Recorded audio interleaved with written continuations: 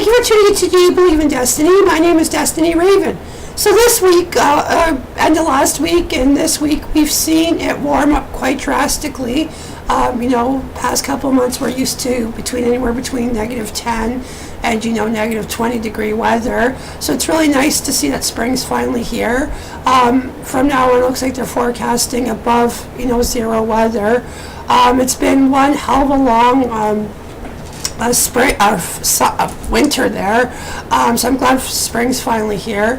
And guys out doing some biking and stuff. It's nice to get out in the nice weather and do some things and not have to worry about freezing. Now of course it's all slushy and mucky out there, but I'll take that with the warm weather anyways. So yeah, it's like I said, it's nice to see that spring's finally here and that it's been a long time coming. Now I was, for my show this week, I saw a couple of articles here on Facebook that where I got most of my topics and things to talk about this week. The first thing, we've all seen it, or you've even done it, texting while driving. You're sitting there at a red light and you think, well, the car's not moving, I'm not driving, it's a red light, I can just quickly check my texts. Well, in Toronto there, they stepped up trying to put an end to, texting, distracted driving. What they've decided to do is they've put plainclothes policemen as homeless people, like dress them up really ratty there. And of course there's a sign, the guy's holding a sign, and basically, you're sitting at a red light texting, next thing, this homeless guy with a sign is like, I'm a police officer, and I saw you texting while you were at the stoplight, and there's a fine for that, which gets those people that, no one's ever going to suspect a homeless person to be a cop. And I think it's a really great thing that they're doing with this. How many traffic accidents happen because people are texting or talking. So this is just one more way that we're combat that, texting and driving is being combated.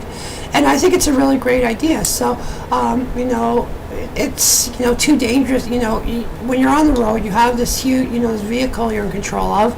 And of course, it can do a lot of damage. It can kill people. And that's why it's so important to be, concentrating on driving. If you have to text, if you have to call, pull over in a parking lot, do your texting, do what you have to do. But yeah, like I said, I think it's a really great way for Toronto Police to also crack down on distracted driving as well. Now, in other news items I did see on Facebook, and it's been talked about.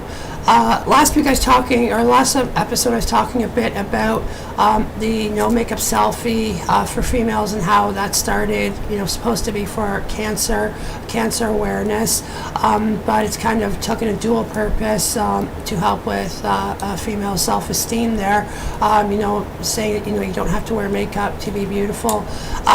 For the guys, it's something totally different. It is just about cancer. It's called a cock in a sock. I guess I saw the pictures on Facebook, kind of read it, on the article here.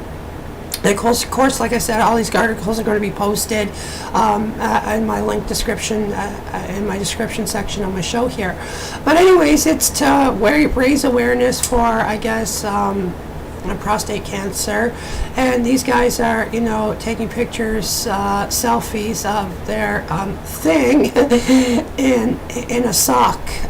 So, if it raises awareness, I think it's, I don't see how it helps with self-esteem. I don't see how it, but anyways, that's the new fad thing now for guys. So, the girls, it's, no makeup on, no makeup selfies. And for guys, it's your thing in a sock. So, our world's very interesting. It really is, but this is the times we're living in. So, yeah, that's about that.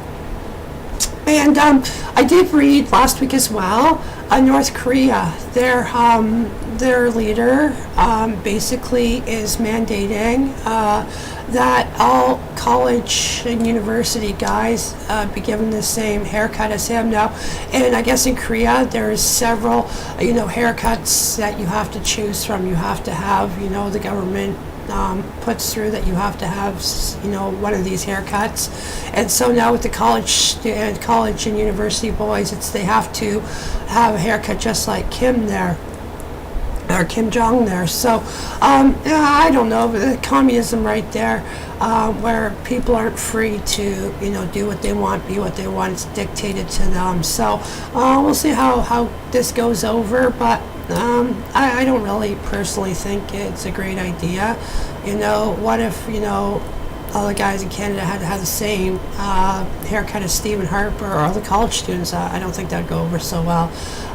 But hey, those communist countries, when your dictator tells you you have to do something, that's pretty much the way it goes. So, and I was watching on the news tonight, and Justin Trudeau, who's the leader of the Liberal Party, the Federal Liberal Party of Canada, he was at a boxing ring match, and he, dropped the F-bomb there, which, of course, the Conservatives are, oh, look at him, he smoked marijuana there, and he said the F word. Now we remember Pierre Trudeau, his father, back in the day, swore in the House of Commons, and then when he was later asked about it, he said, I didn't swear, I said fuddle-duddle. But anyways, compared to the Conservative government, and compared to what's been happening and what happens in there, with the senator scandal, the robocall scandal, and things like that, So, he was at a boxing match, and, people's adrenaline gets running high there. So, I don't think there's anything bad in it. I think the Conservatives here are just, looking for every excuse to say, oh, look at him, So what, he smoked a little marijuana. Big deal. Look at Rob Ford. He's a drunk, crack-smoking douchebag, and yet, it's okay with that. But, you have the Liberal government over here, and so he smokes a little marijuana, and they say, the F-bomb word. At a boxing ring, Of course, he says, Justin Trudeau says he probably shouldn't have said that, but it was his energy at the time, he was feeling the fight, and I don't think there's anything wrong in that, and what our leaders are doing wrong, I think that's the least of what's going, least wrong thing to be doing. So that was just some interesting, different stories that I wanted to talk about today.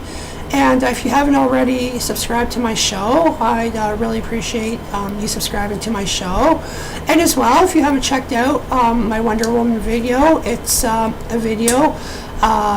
It's Katy Perry's Roar, and it's featuring Wonder Woman and members of the Justice League from the movies Justice League War, and I believe Justice League Tale of Two Cities there.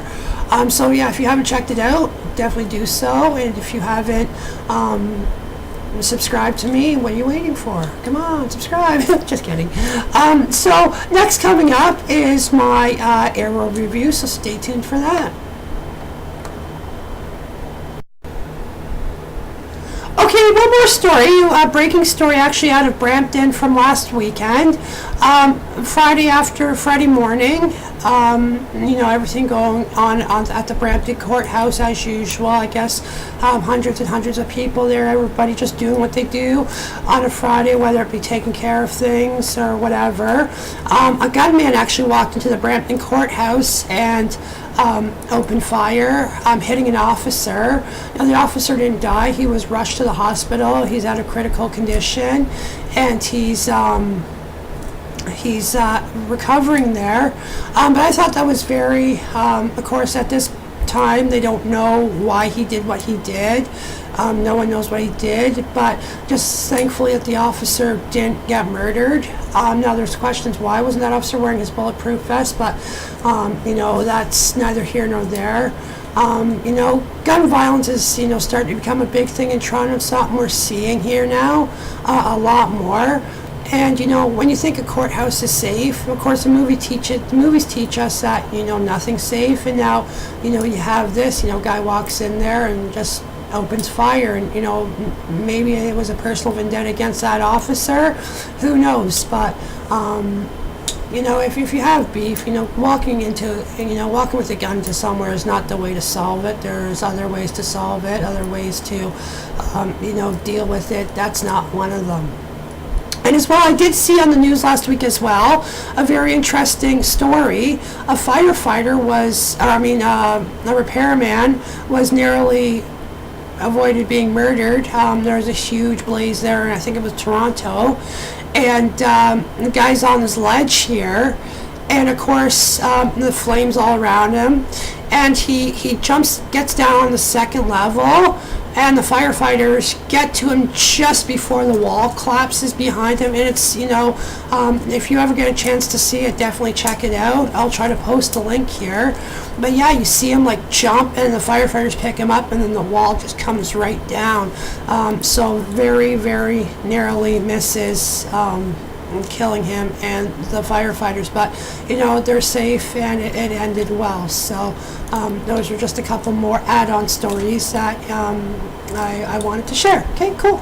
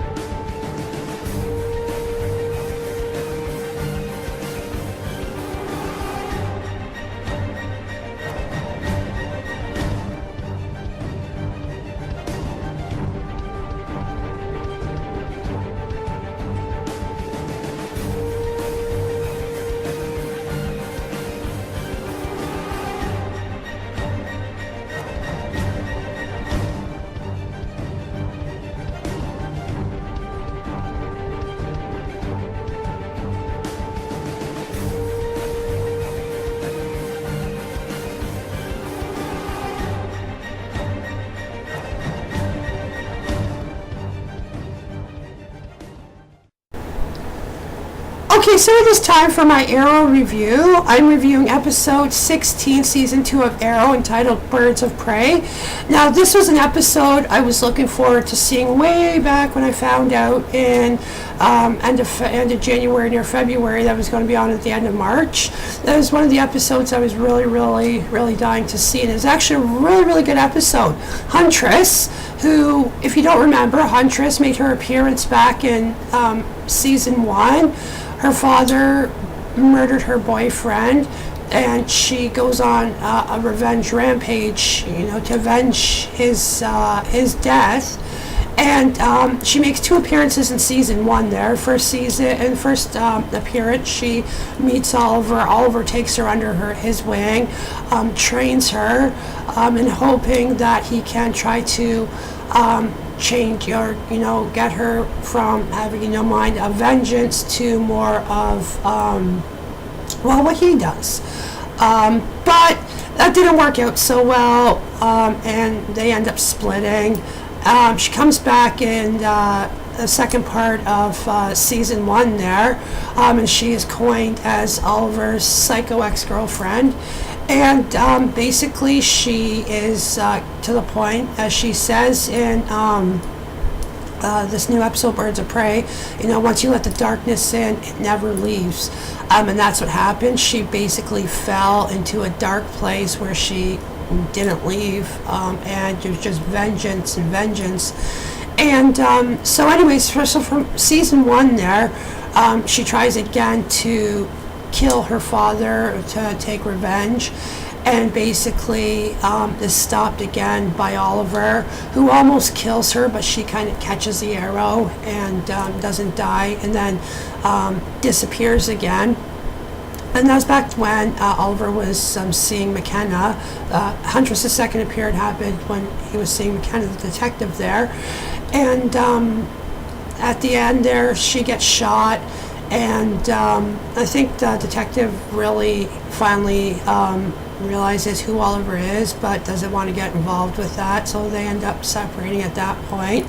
So of course nothing is seen or heard of from the Huntress, and then in season 2 we see the entrance of the Canary, Sarah Lancer.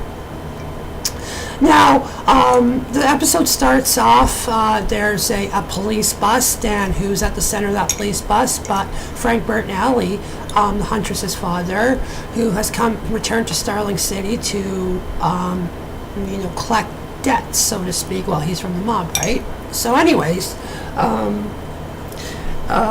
Oliver and of course the police realize that them catching Frank Bertinelli being seen there and being known to be there, is the Huntress, basically they realize that she's going to be coming back, so they make a plan to trap her at the courthouse. And of course Laurel, we haven't seen a whole lot from Laurel. She's hit her dark place, and she's sobered up now in her meetings, and she gets offered this job to be back in the district attorney. And so their whole plan is to catch the Huntress there. Of course, that doesn't work out so well. The Huntress has, she's prepared for that situation, and a hostage situation occurs from there. And of course, Oliver and Sarah there, they work together to bring the Huntress down. Now Oliver wants to deal with it on his own. He doesn't want Sarah getting involved, but Sarah made a point, she was there, her and Roy came when Slade was at his place, so both of them should be working together to take care of this hostage situation. Now Laurel's at the courthouse where the Huntress is taking people hostage and stuff, so they just want her out safely. But she doesn't want to leave. She wants to stay and fight. And you see an encounter with Sarah and Laurel there, and of course Laurel does not know a Canary is Sarah, but you see them have a little sister-to-sister talk there. And at the end, Huntress ends up capturing Laurel and escaping dressed as a police officer with Laurel. Now they make a plan. Now Oliver and Detective Lance make a plan to get the Huntress, and of course Frank Bertinelli gets shot by this hotshot sergeant who decided, he was going to try to take matters into his own hands. Leaves his officers at the courthouse there with the hostage situation, and actually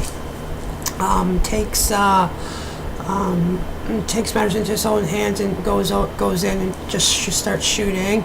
And Frank Bertinelli dies, and Huntress gets captured. Now, I was really upset when Huntress got captured.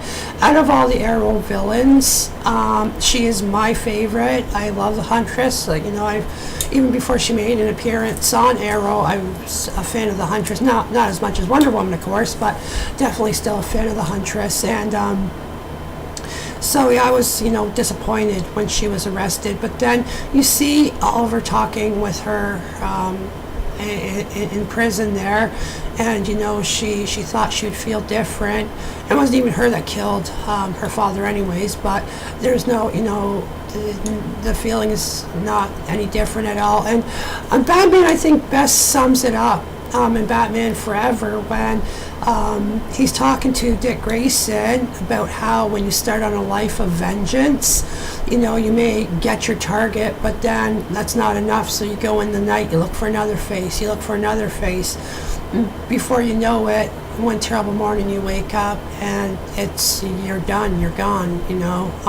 All you are is a person bent on vengeance and anger. And I think she starts to see what Oliver was talking about from episode 1, where he was trying to instill into her that vengeance is not the way, taking matters into your own hand, murder is not the way.